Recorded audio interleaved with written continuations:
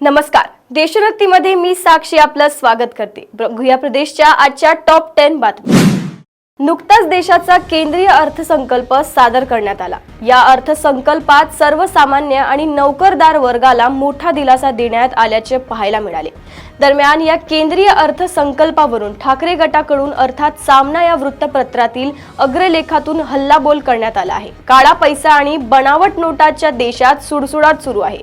त्यावर अर्थसंकल्पात कुठलाही तोडगा नाही, पण 12 लाखांचे उत्पन्न करमुक्त केल्याची घोषणा करून हे सरकार लोकप्रिय होण्याचा प्रयत्न करीत आहे, असा सामनातून म्हटलं आहे। दरम्यान निर्मला सीतारामन यांचा खडूस असा उल्लेखही यातून करण्यात आला आहे।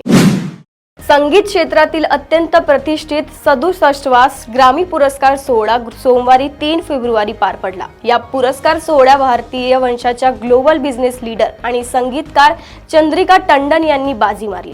त्रिवेणी या अल्बमसाठी त्यांना ग्रॅमी पुरस्कार मिळाला आहे। प्राचीन मंत्र आणि जागतिक संगीत यांचा सुंदर मिलाफ या अल्बममध्ये पाहायला मिळतो। 71 वर्षीय चंद्रिका टंडन यांनी best new age chant album श्रेणीमध्ये हा पुरस्कार आपल्या नावे केला आहे। या अल्बममध्ये 7 गाणी असून ध्यान साधनेसाठी आणि मन शांतीसाठी त्यांची रचना केल्याचं टंडन सांगतात। दक्षिण मुंबईतून एक धक्कादायक घटना उघडकीस आली आहे। एका अल्पवयीन मुलीसोबत शारीरिक संबंध ठेवल्याप्रकरणी दक्षिण मुंबईतील एका 24 वर्षाच्या तरुणीवर बलात्कार आणि पोक्सोचा गुन्हा दाखल करण्यात आला आहे। या प्रकरणी तरुणीला अटक झाली असून सध्या तिची रवानगी न्यायालयीन कोठडीत करण्यात आली आहे। ही अल्पवयीन मुलगी ही 17 वर्षाची असून ती सध्या 12वी मध्ये शिकत असल्याची माहिती समोर आली आहे। पोलीस या प्रकरणी अधिक तपास करीत आहेत। बीड मधील मस्साजोगचे सरपंच संतोष देशमुख यांच्या हत्येला आता 2 महिने उलटत आहेत। या हत्येमध्ये मंत्री धनंजय मुंडे यांचे निकटवर्तीय वाल्मिक कराड यांचा हात असल्याचा आरोप विरोधकांसह सत्ताधारी पक्षातील काही जणांनी केले आहेत। सामाजिक कार्यकर्ता अंजली दमानिया यांनीही हे प्रकरण लावून धरलं असून याच संदर्भात त्यांनी एक स्वैच्छिक ट्विट केलं आहे। अंजली दमानिया या उद्या मंगळवार सकाळी 11 वाजता पत्रकार परिषद घेणार आहेत। त्यानंतर तरी भ्रष्टाचाराचे पुरावे पाहून मंत्रिपदाचा राजीनामा मिळेल अशी अपेक्षा त्यांनी व्यक्त केली आहे।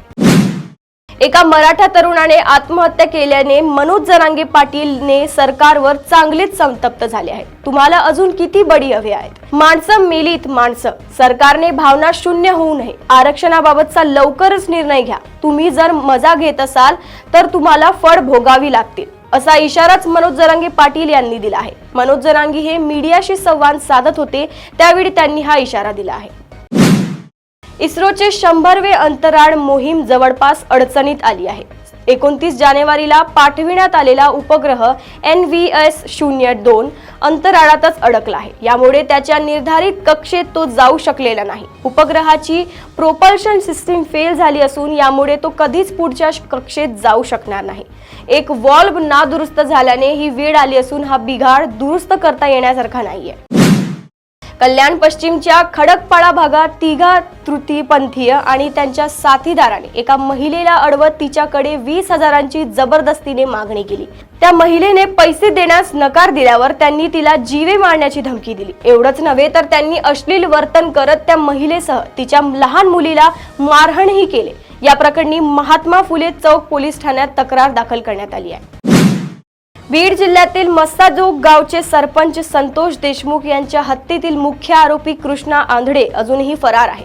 बीड पोलिसांनी त्याला फरार घोषित केले आहे। यावरून आता राजकीय वर्तुळात आरोप प्रत्यारोप सुरू आहे। दरम्यान आता मराठा आरक्षणाचे मनोज जरांगे पाटील यांनी यावर प्रतिक्रिया दिली।